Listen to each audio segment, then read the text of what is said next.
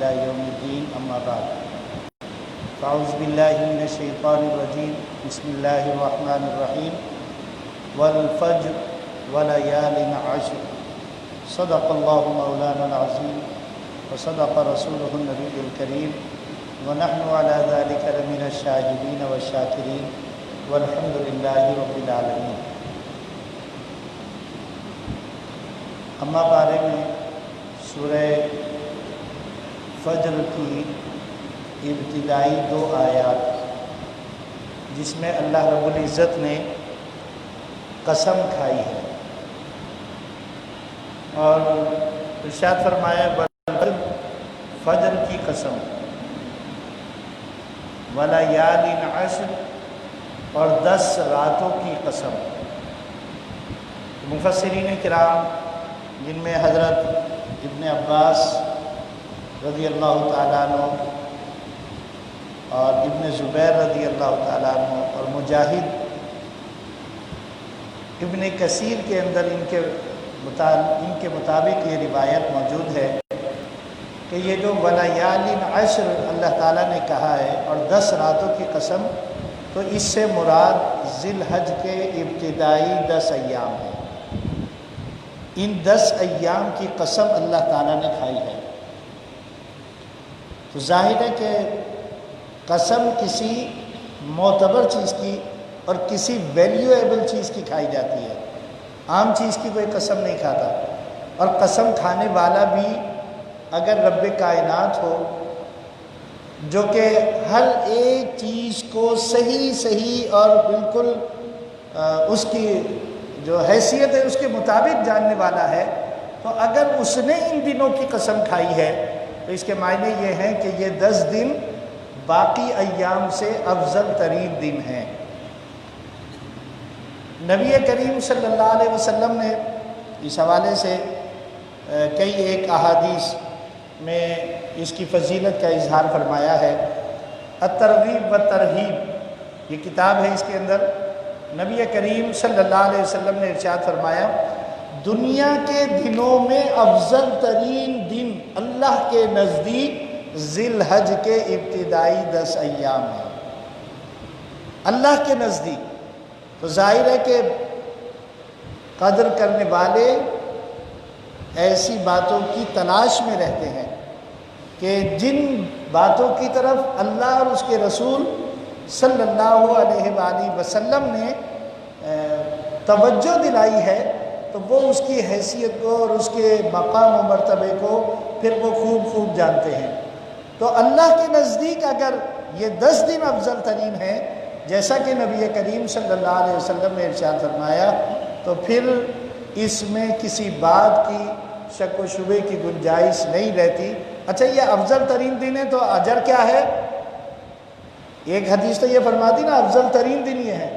فرمایا ان دنوں کے اندر کوئی نیک کام کرنا اللہ رب العزت کو اور دنوں میں نیک کام کرنے سے زیادہ محبوب اور پسندیدہ ہے. یعنی ان 10 دنوں کے اندر اگر آپ کوئی نیک کام کریں، صدقہ کریں، خیرات کریں، تلاوت کریں، اس لیے کہ فرائض تو ہر ایک یوم کے لیے اور ہر دن کے لیے یکساں ہیں. ایسا نہیں ہے کہ ان 10 دنوں میں اللہ رب العزت نے 5 کی جگہ 6 نمازیں فرض کر دی ہوں. 5 ہی نمازیں فرض ہیں، لیکن اب ذوق والے کیا کریں گے؟ ذوق والے پھر یہ کریں گے کہ ان دنوں کے اندر اللہ رب العزت کی تسبیح و تحلیل، اللہ کا ذکر، تلاوت قرآن، نفل نمازیں، صدقہ و خیرات اور روزے، ان میں پھر وہ کثرت کرنے لگتے ہیں تاکہ ان دنوں کی فضیلت کو وہ حاصل کر سکیں اور اللہ کی طرف سے وہ رحمتیں اور برکتیں ان کو حاصل ہو جائیں. مسند احمد کی یہ روایت ہے جو میں نے ابھی آپ کو بیان کی تھی کہ ان دنوں میں کیے گئے عمل سے افضل اللہ کے نزدیک کوئی عمل نہیں. ان دنوں میں جو عمل کیے جائیں گے، حالانکہ اگر صدقہ کر رہے ہیں ان دنوں میں بھی وہ صدقہ ہی ہوگا، نفلی روزہ رکھ رہے ہیں تو اور دنوں میں بھی نفلی روزہ ہوگا، اس کے نہ ٹائم بڑھیں گے نہ گھٹیں گے. اسی طریقے سے نفل نماز پڑھ رہے ہیں تو اور دنوں میں بھی وہ نفل نماز ہی ہوگی نا، لیکن اللہ کے نزدیک محبوب اور پسندیدہ ہیں اور اجر میں زیادہ ہیں. اس لیے اگر یہ کل اگر ذی الحج شریف کا چاند نظر آ جاتا ہے، پہلی شب ہو جائے گی، تو اس کے لیے چند ایک اعمال ہیں۔ اچھا، اس سے پہلے ایک اور حدیث شریف اس کی فضیلت و برکت کے حوالے سے سنا دوں کہ جب آپ نبی کریم صلی اللہ علیہ وسلم نے، ابو داؤد شریف کی حدیث ہے کہ جب آپ نے اتنی فضیلت بیان کی تو ایک صحابی بیٹھے تھے، کہنے لگے یا رسول اللہ صلی اللہ علیہ وسلم، کیا اللہ کے راستے میں جہاد کرنا بھی ان دنوں میں عبادت سے افضل نہیں ہے؟ تو آپ صلی اللہ علیہ وسلم نے فرمایا کہ نہیں، اللہ کے راستے میں جہاد کرنا بھی ان دنوں میں عبادت سے زیادہ اجر میں افضل نہیں ہے۔ ہاں، وہ شخص جو اپنی جان اور اپنا مال لے کر جہاد میں گیا اور نہ مال ہی واپس لایا نہ جان واپس لایا، وہ ضرور افضل ہے۔ یعنی جان بھی اللہ کے راستے میں ختم کر دی اور مال بھی اللہ کے راستے میں خرچ کر دیا، وہ ضرور افضل ہے۔ تو ایک حدیث مبارکہ میں ارشاد فرمایا کہ جب یہ چاند نظر آئے تو تم اللہ کے ذکر کی کثرت کرو۔ 3 چیزوں کے بارے میں فرمایا، تہلیل اور تکبیر اور تحمید۔ تہلیل کیا ہے؟ یہ اصطلاحات ہیں اور ابھی میں بتاؤں گا تو آپ کہیں گے ہمیں معلوم ہے۔ تہلیل کہتے ہیں لا الہ الا اللہ پڑھنے کو، اور تکبیر کہتے ہیں اللہ اکبر پڑھنے کو، اور تحمید کہتے ہیں وللہ الحمد اس کو۔ تو اب یہ آپ تیسرے کلمے کے یہ کلمات ہیں، سبحان اللہ والحمد للہ ولا الہ الا اللہ واللہ اکبر ولا حول ولا قوت الا باللہ العلی العظیم۔ لیکن ان دنوں کے اندر کیا تسبیح اور تحلیل جو ہم اکثر، صحابہ کا معمول کیا تھا؟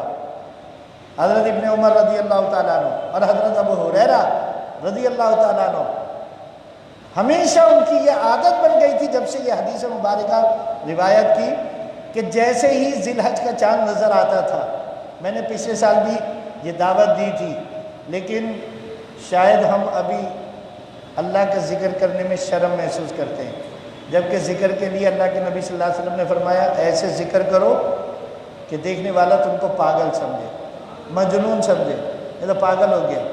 صحابہ کا عمل یہ تھا، جیسے چاند نظر آتا تھا تو دنیا کے اندر محبوب ترین اللہ کی جگہ کون سی ہیں؟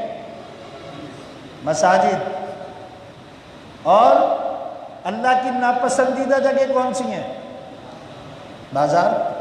تو یہ کیا کرتے تھے؟ بازاروں میں نکل جاتے تھے اور بلند آواز کے ساتھ جو تکبیرات ہم ذی الحج کے مہینے کے اندر ایام تشریق سے پڑھنی شروع کرتے ہیں، وہ چاند نظر آتے ہی بلند آواز کے ساتھ گلیوں میں پھرتے تھے، اس میں پڑھتے تھے، بازار میں جاتے تھے وہاں پڑھتے تھے، راستے میں ہوتے تھے وہاں پڑھتے تھے، مسجد میں ہوتے تھے وہاں پڑھتے تھے، اور بلند آواز سے کیا پڑھتے تھے؟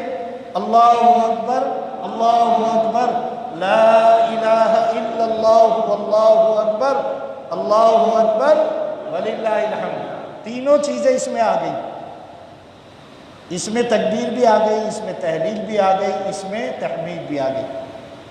یہ تکبیرات وہ چاند نظر آ رہی ہی، اور جو لوگ حج کر چکے ہیں الحمدللہ اور حج کے لیے گئے ہیں، تو ہمارے ہندو پاکستان سے یا اس ایریے سے جو لوگ جاتے ہیں وہی ایام تشریق میں فرض نماز کے بعد پڑھنا جو ایک عمل ہے، یہ بھی یاد رکھیے گا، شروع کرتے ہیں۔ لیکن ہم نے وہاں دیکھا کہ کچھ لوگ ایسے ہمیں اب بھی اس دور میں بھی نظر آئے کہ ذی الحج کا چاند نظر آتے ہی وہ حرم کی طرف جا رہے ہیں تو بلند آواز سے، انہیں شرم نہیں آتی، کوئی دیکھے گا تو کیا کہے گا؟ وہ گلی کے اندر جا رہے ہیں، بس کے اندر بیٹھے ہوئے ہیں، کوئی کام کر رہے ہیں، زبان کو خالی نہیں رکھتے بلکہ بلند آواز سے اللہ اکبر اللہ اکبر لا الہ الا اللہ واللہ اکبر اللہ اکبر وللہ الحمد پڑھتے ہوئے جا رہے ہیں۔ اب اس کا فائدہ کیا؟ ایک تو خود پڑھی اجر حاصل ہوگا، اور ان دنوں کے اندر اللہ کے نزدیک جبکہ اسی کی تعریف، اسی کی تحلیل، اسی کی تحمید آپ کر رہے ہیں تو اللہ کو تو اور دنوں سے زیادہ ان دنوں میں عمل زیادہ پسندیدہ ہے، تو خود بھی اس عمل کے اور اس اجر کے مستحق ہوئے۔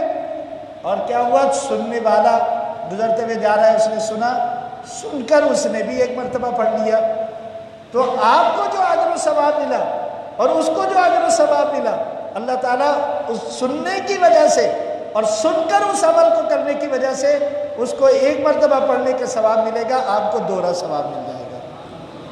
تو اس لیے اس میں شرم نہیں کیجیے گا۔ ہمارے یہاں معروف نہیں ہے، لیکن نیک کام کو اگر آپ رواج دیں گے اور آپ کی وجہ سے کوئی سنے گا اور وہ پڑھے گا، تو آپ یقین مانیے کہ آپ آخرت کا خزانہ جمع کریں گے۔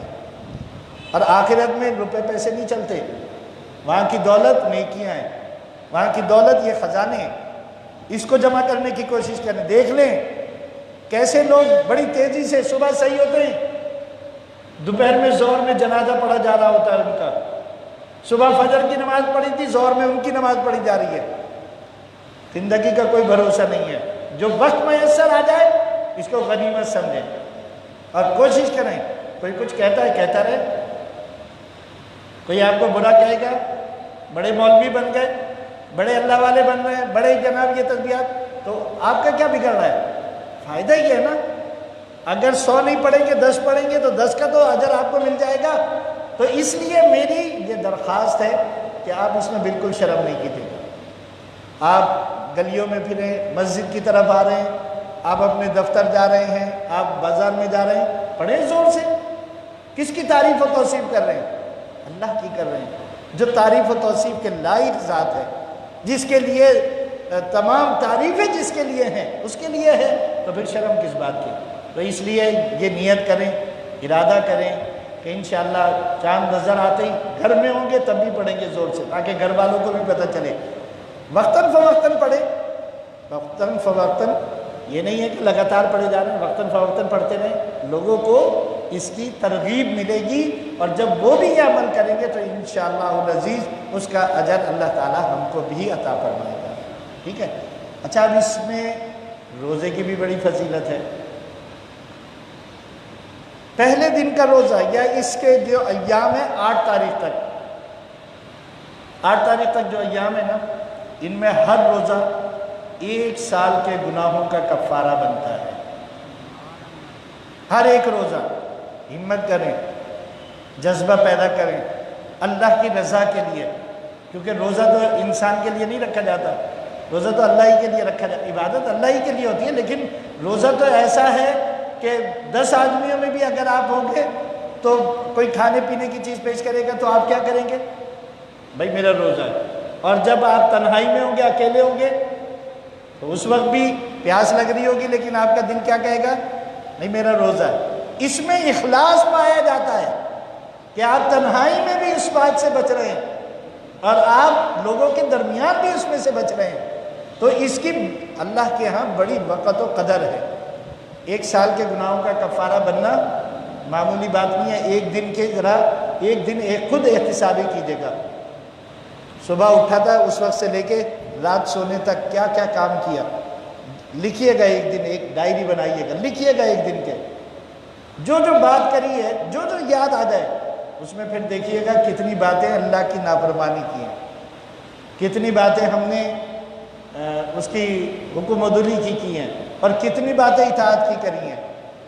بہت خوش نصیب ہوگا وہ کوئی ایک آدھا کہ جس کی ایک دن کی ڈائری کے اندر ساری چیزیں اللہ کی اطاعت اور فرما برداری کی ہوں، ورنہ جہاں 2 بیٹھ جاتے ہیں، عورتوں کے لیے کہا جاتا تھا لیکن آج کل مرد بھی کم نہیں ہے، تیسرے کی برائی، اس کی غیبت، اس کی خامیاں گنوانا شروع کر دیتے ہیں۔ اتنا بڑا گناہ ہے، اتنا بڑا گناہ ہے کہ میں آپ کو کیا بتاؤں، لیکن اس وقت اتنا ٹائم نہیں ہے کہ میں اس کی طرف جاؤں۔ تو اس لیے 1 سال کے آپ کے گناہوں کا اگر ایک روزہ کفارہ بن رہا ہے تو یہ چھوٹا موٹا سودا نہیں ہے، اس کو معمولی مت سمجھیے گا۔ کوشش کریں، ہے سخت موسم ہے کوئی بات نہیں، لیکن آخرت کے سخت موسم سے کے مقابلے میں کچھ بھی نہیں ہے۔ آخرت کی گرمی، دوزخ کی آگ، اس کے مقابلے میں یہ گرمی ہے اور یہ سختی یہ کچھ بھی نہیں ہے۔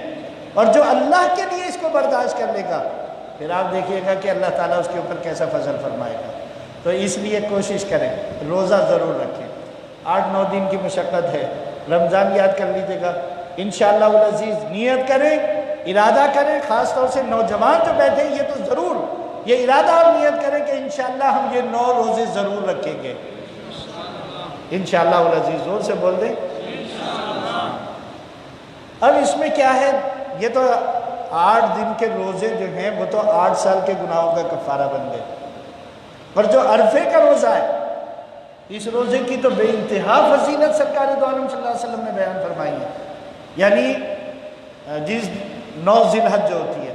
اب اس میں ایک لوگ گڑبڑاتے ہیں، اب اس 9 ذی الحج کے روزے کی حاجیوں کو منع ہے، جو عرفات میں ہوتے ہیں نا ان کو منع کر دیا، تم نے عرفے کا روزہ نہیں رکھنا، تمہارے لیے ویسے ہی بہت ساری برکتیں ہیں، لیکن جو عرفے کا روزہ رکھے گا غیر عرفات میں رہتے ہوئے، اللہ تعالیٰ اس کو حج کرنے والے جتنے لوگ ہیں ان سب کا اجر و ثواب عطا فرمائے، 1 سال کے پہلے اور 1 سال کے اگلے، یہ دونوں سال کے گناہوں کو معاف فرما دے گا اللہ تعالیٰ۔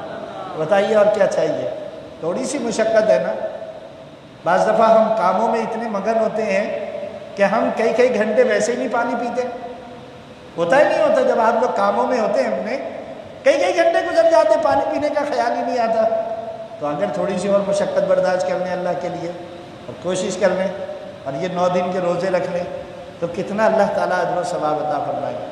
یہ غفلت میں گزارنے والے دن نہیں ہیں، یہ کمانے والے دن ہیں، آخرت کی کمائی کرنے والے دن ہیں، ان میں پیچھے نہیں رہیے گا، پتہ نہیں آگے آئندہ سال کس کو یہ دن نصیب ہوں گے یا نہیں ہوں گے، تو اس لیے اس کے لیے جستجو کریں، کوشش کریں، اپنے گھر والوں کو بھی بتائیں، ان کو بھی جذبہ دلائیں کہ یہ روزے رکھو، اکیلے ہی نہیں رکھیں، ان کو بھی جذبہ دلائیں، ان کو بھی بولیں اس میں شامل کر لیں۔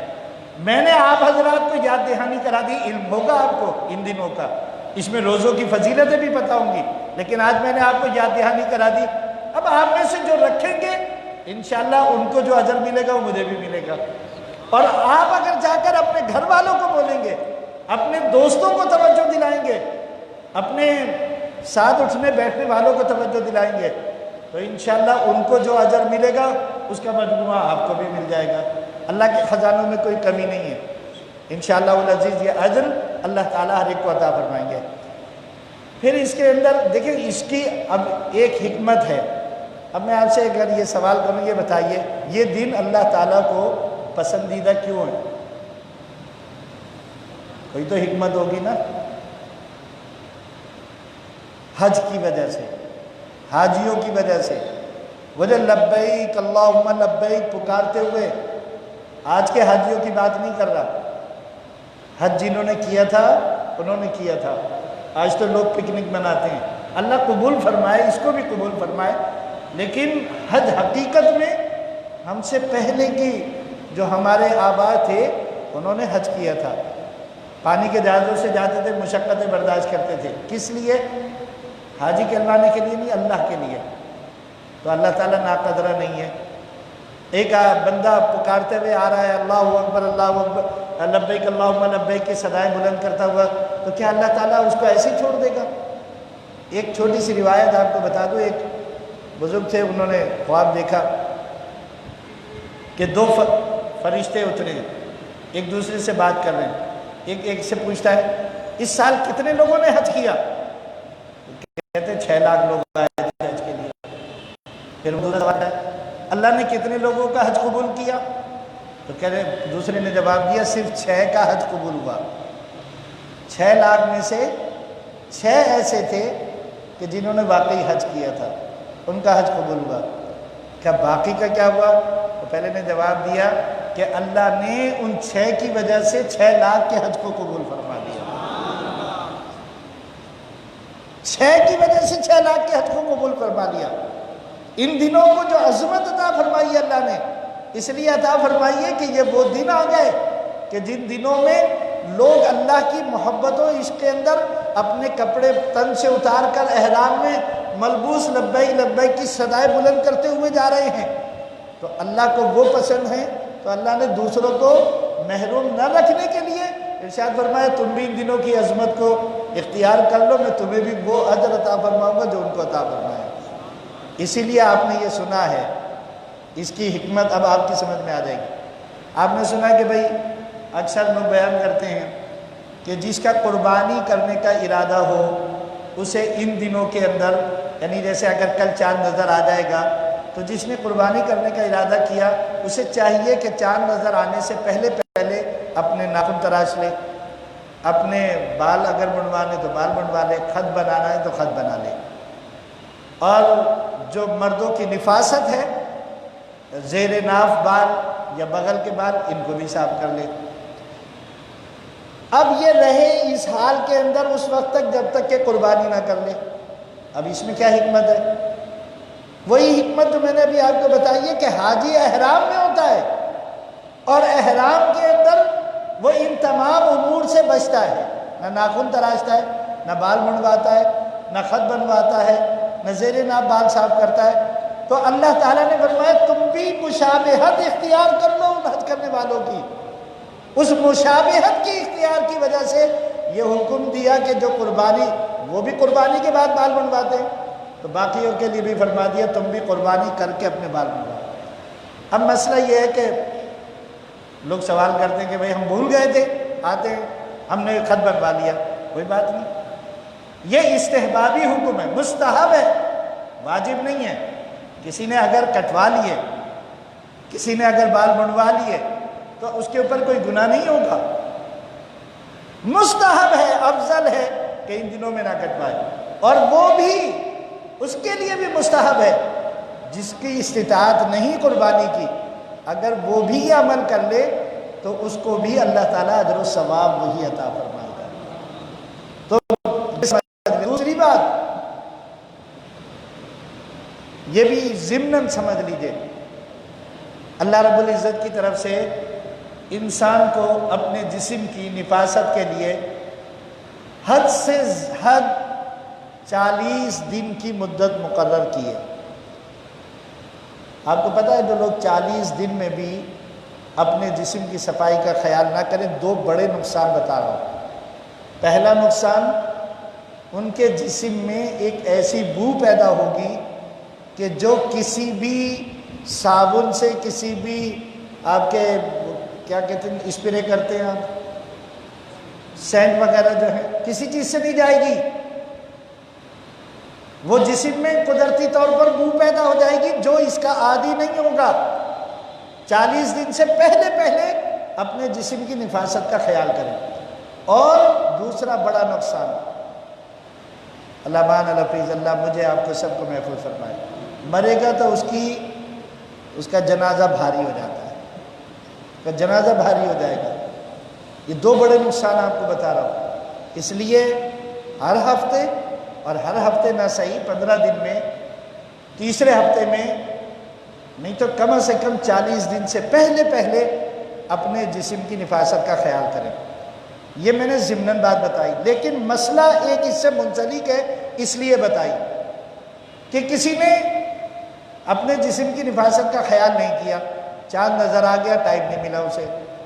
اب اگر وہ کرتا ہے تو پھر وہ مستحب عمل سے خارج ہو جائے گا، اور نہیں کرتا، قربانی کے دن تک اگر رکتا ہے تو 40 دن سے 41 دن بھی اگر ہو جاتے ہیں، 41واں دن بھی لگ جاتا ہے، تو یہ شریعت کا حکم ہے کہ وہ گناہگار کہلاتا ہے۔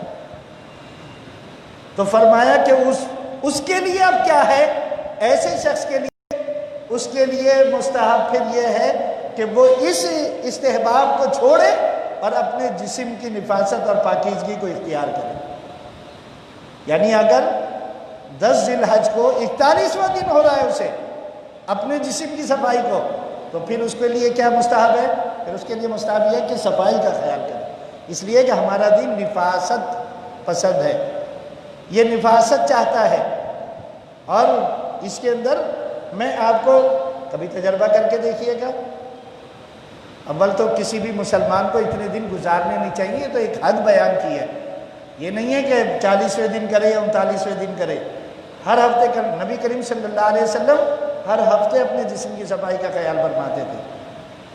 آپ اپنے جسم کی صفائی کریں، آپ دیکھیں آپ کی طبیعت کے اندر تازگی اور فرحت آئے گی، آپ کی طبیعت میں ہلکا پن آئے گا۔ اور آپ نہ کریں، دن گزارتے چلے جائیں تو آپ کے اندر ایک بے چینی رہے گی اور آپ کے اندر ایک کراہیت اپنے آپ سے خود آنے لگے گی آپ کو. تو اس لیے شریعت کا یہ حکم ہے. تو یہ میں نے دونوں چیزیں ضمناً بیان کر دی ہیں، اس کا خیال رکھا کریں. اب اگر کل چاند نظر آ جاتا ہے تو کل کے لیے ایک 2 نفل ہیں کل کی رات کے. روزے کا میں نے آپ کو بتا دیا اور ہم سب نے نیت بھی کر لی ہے. انشاءاللہ اللہ تعالیٰ ہم کو توفیق عطا فرمائے، ہم انشاءاللہ روزہ رکھیں گے اور 9 روزے رکھیں گے انشاءاللہ اللہ کی مدد سے. اچھا، کل کے جو 2 نفل ہیں اس میں پہلی رکعت میں نے کہا تھا جمعے والے دن بتایا تھا، کچھ دن ہیں یاد کر لیں. سورہ انعام پارہ نمبر 7 اس کی ابتدائی 3 آیات پہلی رکعت میں. دوسری رکعت میں 1 مرتبہ سورہ اخلاص. اس کے بعد اللہ کی تعریف و توصیف بیان کر کے فرمایا جو دعا مانگو گے اللہ تعالیٰ قبول فرما لے گا. کل رات کے یہ 2 نفل ہیں. اور اس کے علاوہ حضرت خواجہ محی الدین چشتی اجمیری رحمۃ اللہ تعالیٰ علیہ نے فرمایا کہ چونکہ اس آیت میں جو میں نے تلاوت کی تھی والفجر ولیال عشر، اس سورت کی روزانہ جو تلاوت کرے گا اللہ تعالیٰ حساب و کتاب سے بری فرما کر جنت میں داخل فرمائے گا. پچھلے سال بھی ہم نے افتخار کو یہ ہدایت کی تھی، سورہ ملک کی تلاوت کرتے ہیں تو سورہ ملک کی تلاوت کے ساتھ ہی سورہ فجر کی بھی تلاوت کر لیں ابتدائی 10 دنوں میں. تو انشاءاللہ العزیز یہ اس کا بھی اہتمام کریں گے اور یہ اسے بھی پڑھیں گے. اور اس کے علاوہ ایام تشریق کیا ہوتے ہیں؟ ایام تشریق ہے 8 ذی الحج سے لے کر اور 13 ذی الحج کی عصر تک، یہ 5 دن. ان میں ہر نماز کے بعد، ایک تو میں نے ویسے بتا دیا صحابہ کا جو معمول ہے، لیکن ان میں سنت ہے، واجب ہے 1 مرتبہ، سنت ہے 3 مرتبہ. ہر فرض نماز کے بعد مردوں کو بلند آواز سے یہ تسبیح و تحلیل جو ہے اس کو بلند آواز سے پڑھنا. اللہ اکبر لا الہ الا اللہ واللہ اکبر اللہ اکبر وللہ الحمد. عورتوں کو بھی نماز کے بعد پڑھنی چاہیے، یہ صرف مردوں کے لیے نہیں ہے مسجد میں کہ وہ مسجد میں پڑھیں. عورتیں تو گھر میں نماز پڑھتی ہیں، ان کو بھی جا کر بتائیں. وہ کہاں سنیں گی بیچارے، ان کو نہیں پتہ چلتا. اب ان کو جا کے بتائیں کہ بھئی یہ ایام تشریق ہے، ان میں آپ نے ہر فرض نماز کے بعد اتنی آواز سے کہ ان کے کانوں تک رہے، بلند آواز سے، عورتوں کے لیے نہیں. 1 مرتبہ پڑھنا واجب اور 3 مرتبہ پڑھنا سنت ہے. تو یہ 13 تاریخ کی عصر تک یہ ایام تشریق ہیں. ان میں اللہ کی پاکی اور بڑائی کے کلمات اللہ کو بہت پسند اور مقبول ہیں، ان کو ضرور پڑھنا چاہیے. اس کے علاوہ ایک نماز اور ہے جو تہجد کے وقت میں پڑھنے کی ہے. روزہ رکھیں گے تو انشاءاللہ سحری میں بھی اٹھیں گے، اور سحری میں اٹھیں گے تو اس نماز کے بھی پڑھنے کا انشاءاللہ العزیز موقع آ جائے گا. اس میں جو چیزیں پڑھنی ہیں نا وہ انشاءاللہ آپ سب کو یاد بھی ہوں گی اور آپ پڑھ بھی لیں گے. کسی بھی دن سحر کے وقت 4 رکعت نفل پڑھ لیں، 2 کر کے پڑھ لیں، یہ چاروں اکٹھے پڑھ لیں. اگر چاروں اکٹھے پڑھتے ہیں تو 2 رکعت کے بعد جب آپ قاعدے میں بیٹھتے ہیں تو آپ نے تحیات پڑھنے کے بعد پھر درود شریف بھی پڑھنی ہے، اور درود شریف پڑھنے کے بعد پھر آپ نے کھڑے ہونا ہے. تیسری رکعت میں جب کھڑے ہونا ہے تو دوبارہ آپ نے ثنا سے شروع کرنا ہے. یہی ترکیب نفل کے لیے ہوتی ہے، اور یہی ترکیب غیر موقعہ سنتوں کے لیے ہوتی ہے کہ ان کی جو 4 رکعتیں یعنی عصر کی اور عشاء کی جو 4 سنتیں پہلے پڑھتے ہیں یہ غیر موقعہ ہیں. تو اس میں بھی اسی طریقے سے کہ آپ نے دوسری رکعت میں صرف تحیات پڑھ کے نہیں کھڑے ہونا بلکہ اس کے ساتھ درود شریف کو بھی ملانا ہے.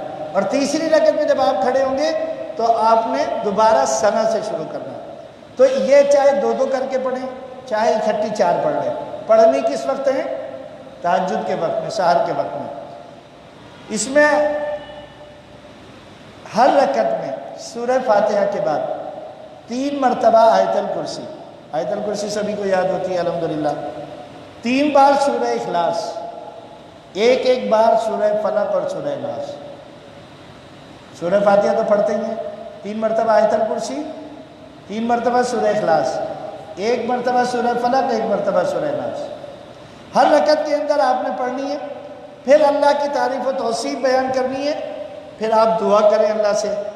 تو ارشاد فرمایا کہ حج کرنے والوں کو اللہ تعالیٰ جو ثواب عطا فرماتا ہے، اس نماز کے پڑھنے والے کو بھی اللہ تعالیٰ وہی اجر عطا فرمائے گا۔ اور اگر روز پڑھ لیں تو پھر کیا ہی بات ہے، اگر روز موقع مل جائے تو پھر تو سبحان اللہ، لیکن اگر روز موقع نہیں ملتا تو کم از کم آپ کو کوشش کرنی چاہیے کہ آپ ان دنوں کے اندر کسی ایک دن تو یہ 4 رکعت نفل ادا کر لیں، بس اس سے زیادہ اور کچھ نہیں ہے۔ بس یہ سمجھ لیں اگر اتنا بھی اللہ نے ہم کو یہ توفیق دے دی کہ چاند نظر آ گیا، بلند آواز سے چلتے پھرتے گھر میں باہر بازار میں ہم اللہ اکبر کی صدائیں لگائیں، تو پتہ ہے آپ کو یہ عمل یہاں نہیں ہوتا نا، لیکن اس عمل کو جاری کرنے کا، ایک نیک عمل کو جاری کرنے کا جو اجر و ثواب ہے نا، وہ آپ اپنے وہم و گمان میں بھی نہیں لا سکتے۔ صحابہ کا تو معمول تھا، وہ تو پڑھتے تھے بلند آواز سے، اور میں نے بتایا کہ ابھی جو حج پر گئے انہوں نے دیکھا ہوگا لوگ بلند آواز سے پڑھتے ہوئے جا رہے ہوتے ہیں، اس سے غرض نہیں ہوتی ساتھ والا کیا سوچ رہا ہے کیا نہیں سوچ رہا، یہ کیا کہے گا وہ کیا کہے گا، وہ پڑھتے ہوئے جاتے ہیں بلند آواز سے پڑھتے ہوئے، اور اسی لیے پڑھتے ہیں کہ سننے والے کو یاد آ جائے، وہ بھی پڑھ لے، اور وہ پڑھے گا تو دگنا اجر ہو جائے گا۔ تو اللہ سے دعا کریں اللہ تعالیٰ ہمارے لیے ان اعمال کو آسان فرما دے، ہمیں اپنی محبت اور اپنی رضا کے کاموں کی توفیق عطا فرمائے، اور ان دنوں کے اعمال کو اللہ تعالیٰ ہمارے اپنی بارگاہ میں شرف قبولیت عطا فرمائے۔ وما توفیق الا باللہ وما علینا الا البلاغ المبین۔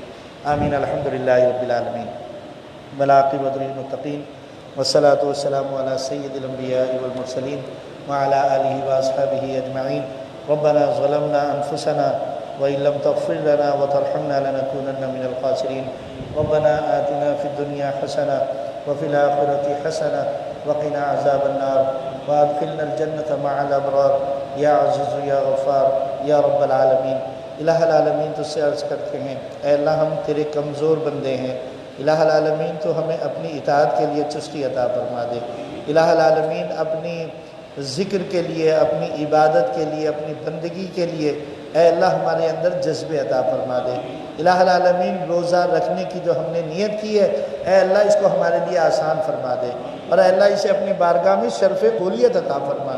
الہ العالمین رضا چاہتے ہیں یا اللہ، بے شک تو ہی مالک ہے، تو ہی اجر دینے والا ہے، یا اللہ اگر تو راضی ہو گیا تو بس ہماری بگڑی دنیا میں بھی بن جائے گی اور آخرت میں بھی بن جائے گی۔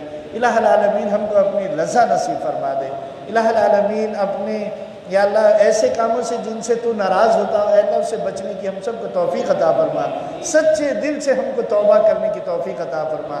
الہ العالمین یہ جو وبا ہے اس کا خاتمہ فرما دے، الہ العالمین جو لوگ اس میں مبتلا ہیں اپنے فضل و کرم سے ان کو صحت و عافیت عطا فرما۔ یا اللہ ہماری دعائیں سبھی طالبان دعا کے حق میں قبول فرما، اور ہماری دعاؤں کا بہترین ظہور عطا فرما۔ ربنا تقبل منا انک انت السمیع العلیم وتب علینا انک انت التواب الرحیم، بحرمت آیت العظمی ان اللہ وملائکتہ یصلون علی النبی یا ایھا الذین آمنوا صلوا علیہ وسلموا تسلیما۔ اللہم صل علی سیدنا و مولانا محمد وعلی آل سیدنا و مولانا محمد وبارک وسلم وصلوا علیہ۔ سبحان ربک رب العزة عما یصفون وسلام علی المرسلین والحمد للہ رب العالمین۔ آمین بحق لا الہ الا اللہ محمد رسول اللہ صلی اللہ علیہ وسلم۔